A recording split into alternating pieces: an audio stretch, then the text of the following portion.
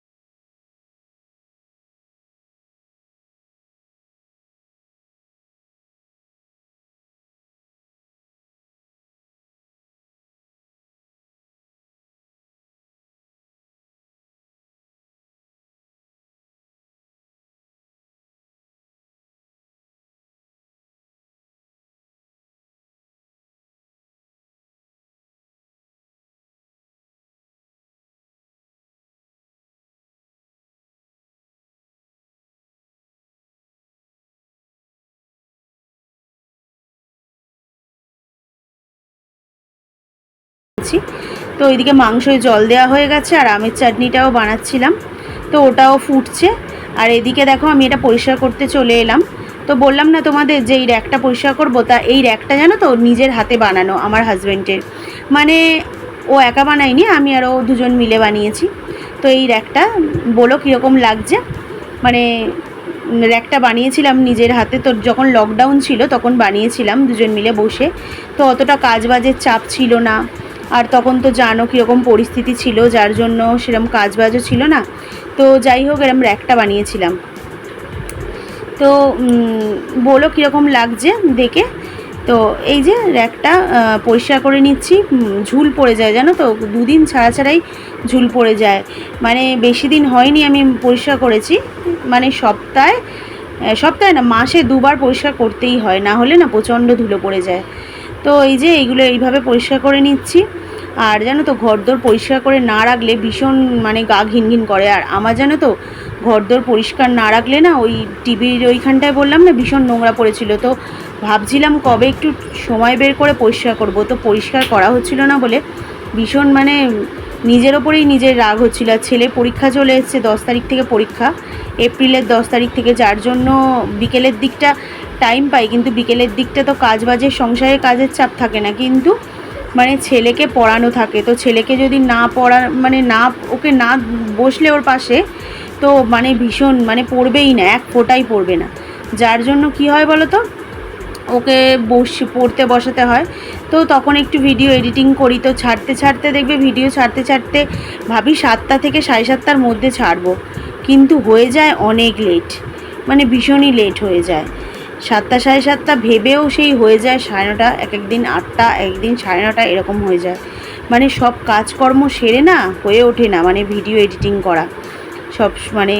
আর তারপরে কি বলো তো, অনেক সকালে উঠতে হয়, ছেলের স্কুল থাকে, তো মিনিমাম 6:30টায় উঠতে হয়। এবার সকাল থেকে যা কাজ থাকে, তারপরে একটু দুপুরে শুলে না মনে হয় যে এডিটিং মানে করার আর ইচ্ছা হয় না, ভীষণ ঘুম পায়, মানে শুয়ে যে ছেলেকে ঘুম পাড়াবো তার মধ্যেই আমি ঘুমিয়ে পড়ি। তো মানে ছেলেকে ঘুম পাড়াতে পাড়াতেই আমার মানে ঘুমিয়ে পড়ি, ওকে নিয়ে শুয়েই ঘুমিয়ে পড়ি, ওকে ওই আর ও মানে নিয়ে শুলে ও আর ফোন টোন কিছু আমাকে হাতে রাখতে দেবে না। তো এই যে আলমারিটা পরিষ্কার করে নিলাম, আর এবার পাখাটা পরিষ্কার করছি। তো ভিডিওটা এখানেই এন্ড করলাম। যদি ভিডিওটা ভালো লেগে থাকে অবশ্যই আমার চ্যানেলকে সাবস্ক্রাইব করো। Tata, bye bye bye.